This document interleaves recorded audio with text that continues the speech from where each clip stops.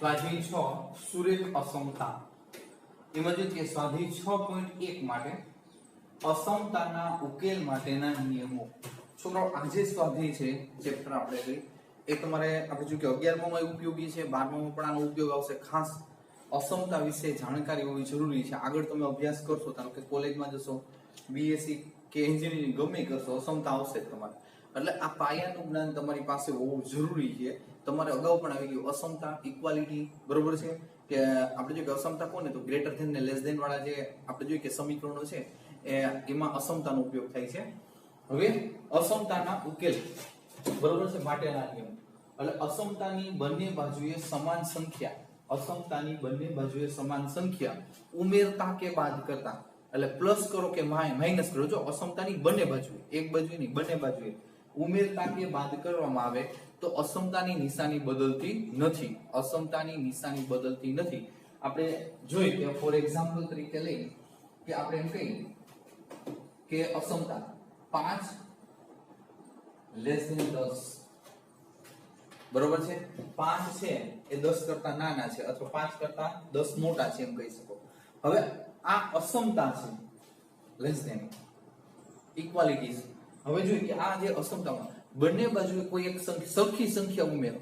ધારો કે બંને બાજુ 2 ઉમેરો,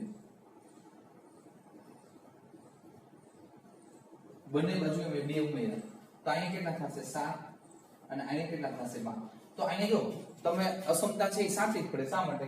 7 કરતા 12 તો મોટા જ છે, બરોબર છે, એટલે અસમતા સાચી પડે છે.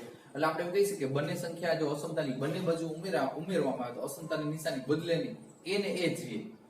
7 કરતા 12 મોટા છે, બરોબર છે, જે શક્ય છે. પછી ફોર એક્ઝામ્પલ તરીકે આપણે એમ કહીએ કે 5 એક્ઝામ્પલ તરીકે અહીં 10 જ. હવે બંને બાજુએ 2 માઈનસ કરો, 2 માઈનસ કરો. 5 minus 2 less than 10 minus 2. તો અહીંયા 3 થશે અને અહીંયા થશે 8. તો તમે જોઈ શકો 3 કરતા 8 તો મોટા જ હોય. અસમતાની નિશાની સાચી છે એટલે અહીંયા બદલવાની જરૂર રહેતી નથી. ત્યારે કે કોઈ અસમતામાં બંને બાજુ સરખી સંખ્યા ઉમેરવામાં આવે કે બાદ કરવામાં આવે તો અસમતાની નિશાની બદલતી નથી. યાદ રાખજો. Second example. હવે અસમતાની બંને બાજુએ સમાન સંખ્યા વડે ગુણવામાં આવે કે ભાગવામાં આવે તો અસમતાની નિશાની બદલતી નથી. ધારો કે અહીંયા આપણે લઈ 6 લેસ ધેન 12, 6 કરતા 12 મોટા છે, બરોબર છે, 6 કરતા 12 મોટા છે. હવે આ જે અસમતા છે, બરોબર, એમાં આપણે 2 વડે ભાગતા. આપણે જોઈએ કે 2 વડે ભાગતા તો બંને બાજુ 2 વડે ભાગો, બંને બાજુએ 2 વડે ભાગતા તો આને 2 વડે ભાગશો તો આપણે કેટલા 3 થશે. આને 2 વડે ભાગશો એટલે 6. જો 3 કરતા 6 હંમેશા મોટા જ હોય, અસમતા સાચી છે, બરોબર છે. 3 લેસ ધેન 6, 3 કરતા 6 મોટા છે. તો અહીંયા આપણે કહી શકીએ કે આપણે 2 વડે ભાગ્યા તો અસમતા સાચી છે. એટલે આપણે જોઈએ કે અસમતા કોઈ પણ જાતની ફેરવામાં નથી આવતી, બરોબર છે. એટલે કીધું કે સમાન સંખ્યા વડે ભાગવામાં આવે અથવા તો ગુણવામાં આવે તો અસમતા બદલે નહીં, નિશાની નો બદલે, એને એ જ રે સાચી જ પડે.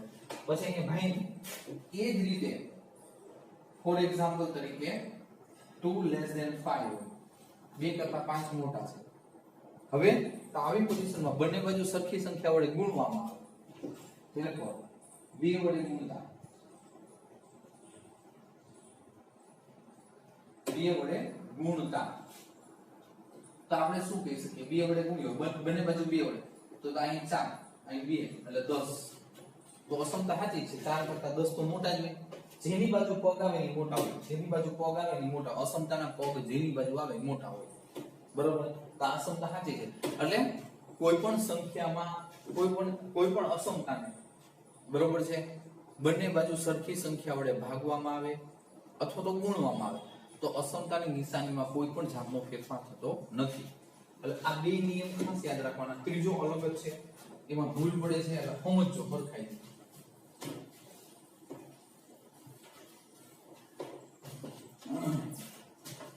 અસમતાની બંને બાજુએ ઋણ સંખ્યા વડે ગુણતા અસમતાની બંને બાજુ ઋણ સંખ્યા વડે ગુણવામાં આવે અથવા તો ભાંગવામાં આવે તો અસમતાની નિશાની બદલાય છે. ખાસ ધ્યાન રાખજો. ફોર એક્ઝામ્પલ, હવે અસમતાની બંને બાજુએ ઋણ સંખ્યા વડે ગુણતા તો અહીંયા આપણે શું કે આ એક અસમતા છે 2 less than 5 2 less than 5. હવે બંને બાજુ -3 વડે ગુણું છું. જો ઋણ સંખ્યા વડે ગુણતા તો બંને બાજુ -3 વડે આ ગુણતા. હવે આપણે જોઈએ કે therefore 2 ગુણ્યા -3 5 ગુણ્યા -3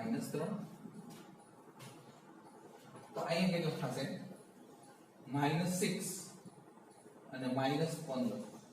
તો -6 અને -15 માં મોટું કોણ? તો કે -6. બરોબર છે. નિયમ અનુસાર -6 મોટા અને -15 નાના. તો જો અહીંયા બદલવી પડે અસમતા. -6 મોટા છે. જેવી અસમતાને જેવી અસમતા છે માઈનસ વડે ગુણે એટલે અસમતા બદલી નાખવાની. કારણ કે -6 મોટા થાય ગ્રેટર ધેન થઈ જાય કોના કરતા? -15 કરતા. એટલે અસમતાની નિશાની બદલે જો ગુણવામાં આવે ત્યારે સેમ પોઝિશન એ જ રીતે આપણે એમ કહીએ કે ભાંગવામાં આવે તો પોઝિશન તમે જોજો કે અહીંયા આપણે એમ કહીએ કે 8 ફોર એક્ઝામ્પલ 8 લેસ ધેન 20 લે 8 છે એ 20 કરતા નાના છે. અસમતા સાચી લીધી. બરોબર છે. 20 કરતા નાના કોણ છે? તો કે 8. હવે અહીંયા આ જે અસમતા છે એને -4 વડે ભાગું છું. -4 વડે ભાગતા -4 વડે ભાગવાનું. therefore 8 - 4 less than 20 - 4. તો બાળકો અહીં આપણે એમ કહી ચાલ અસમતાને મૂકી ના શકીએ. સોરી, આનું સાદુરૂપ આવશે. સાદુરૂપ તો અહીં -2 4 × 8 4 × 5 = 20 એટલે -5. તો આ બેમાં -2 અને -5 માં મોટું કોણ? તો કે -2. ઋણના આપણે જોઈએ કે ઋણના નિયમ અનુસાર ઋણ સંખ્યાના નિયમ અનુસાર -2 મોટા થાય. એટલે ફરજિયાત તમે જેવા ગુણો ને એવી અસમતાની નિશાની બદલી નાખવાની. ગુણો અથવા તો ભાંગો ત્યાં. બરોબર છે. એટલે એક જ નિયમ છે ખાલી કે જો કોઈ અસમતા હોય બરોબર છે એ અસમતાને માઈનસ વડે ગુણવામાં આવે કે ભાગવામાં આવે એટલે અસમતાની નિશાની બદલી. બે એક્ઝામ્પલ તમને મેં અહીંયા સમજાવ્યા છે. આ ખાસ યાદ રાખજો. બરોબર છે કે કોઈ પણ અસમતાને માઈનસ વડે ગુણવામાં આવે કે માઈનસ વડે ભાગવામાં આવે તો અસમતાની નિશાની બદલે છે. લેસ ધેન હોય તો ગ્રેટર ધેન, ગ્રેટર ધેન હોય તો લેસ ધેન કરી નાખવાનું.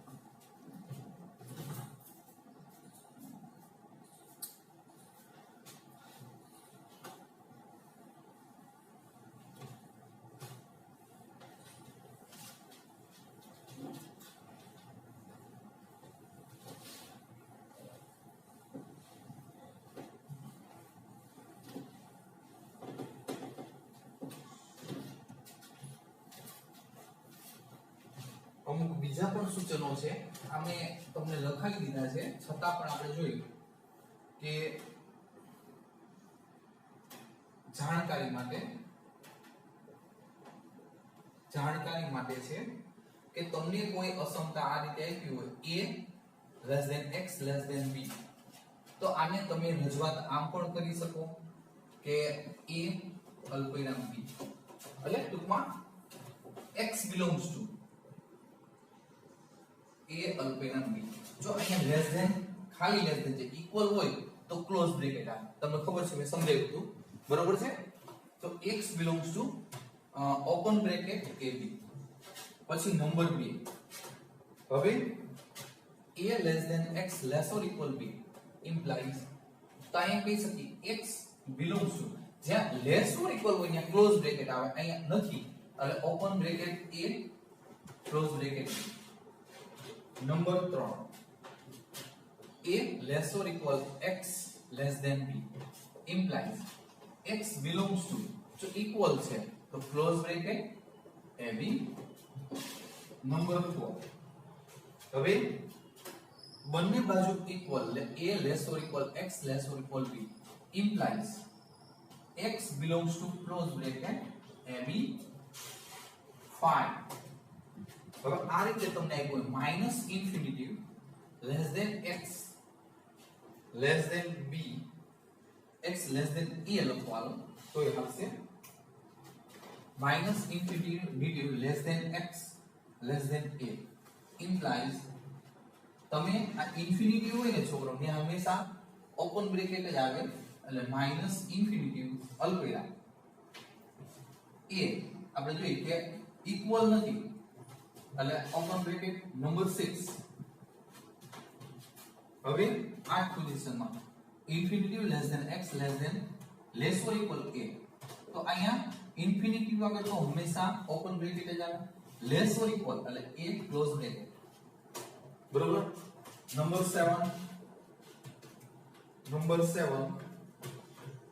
a less than x less than infinity implies તો બાળકો આ રીતનું હોય તો જો a ઇક્વલ નથી એટલે સાદો કૌંસ અને ઇન્ફિનિટી જો આ બાજુ માઈનસ આવે એટલે ઇન્ફિનિટી આ બાજુ વિસ્તરે એટલે પ્લસ ઇન્ફિનિટી. હવે 8 તો a less or equal x less than infinity તો અહીંયા છોકરાઓ લેસ ઓર ઇક્વલ છે એટલે ક્લોઝ બ્રેકેટ આ બધી છોકરાઓ x belongs to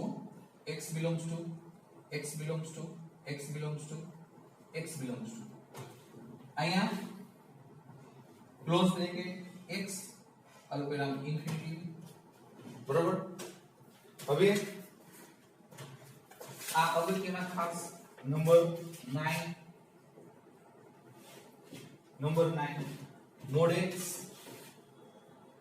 less than a mod x less than a તો આપણે કહી શકીએ implies minus a less than x less than a જો મોડ દૂર થાય એટલે પ્લસ ઓર માઈનસ સામે આવે પ્લસ ઓર માઈનસ મોડ દૂર થાય એટલે આપણે જોઈએ કે minus a less than x less than a જો mode x less than a હોય ત્યારે ખાસ ધ્યાન રાખજો 10 પછી મોડ x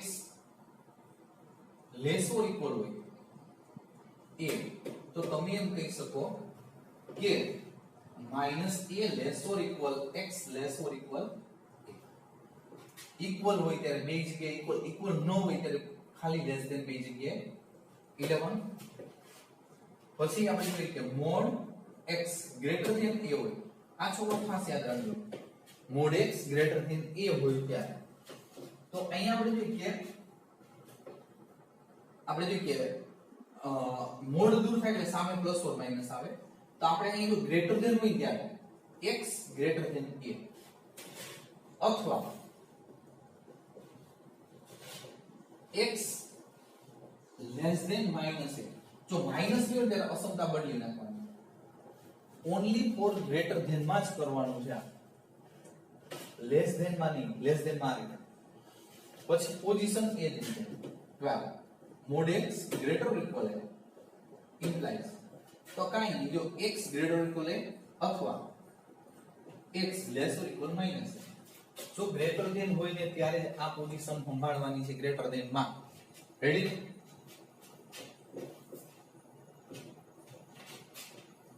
એટલે આ જે નિયમો છે અગત્યના છે ખાસ ધ્યાન રાખજો એક વધારાનો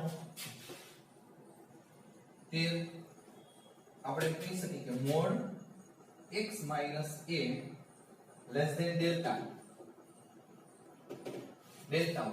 તો આ a કોઈ એક સંખ્યા છે ડેલ્ટા કોઈ એક સંખ્યા છે તો આવી પોઝિશન હોય ત્યારે a minus delta less than x less than a minus delta less than x less than a plus delta લખી શકાય a minus delta અને a plus delta વચ્ચે x રેડી આ ખાસ ધ્યાન રાખજો 13 નિયમ છે રેડી હવે કઈ અઘરા નથી કે નો યાદ રહે આ તમારે થોડા વિચારવાના છે રેડી બે ત્રણ વાર લખવાનું લેસ ધેન હોય ત્યારે શું કરવાનું ગ્રેટર ધેન હોય ત્યારે શું કરવાનું આ તો ભાઈ કે જાવ કદાચ ન પણ આવે જેડબલ્યુ માં કદાચ જરૂર પડે બરોબર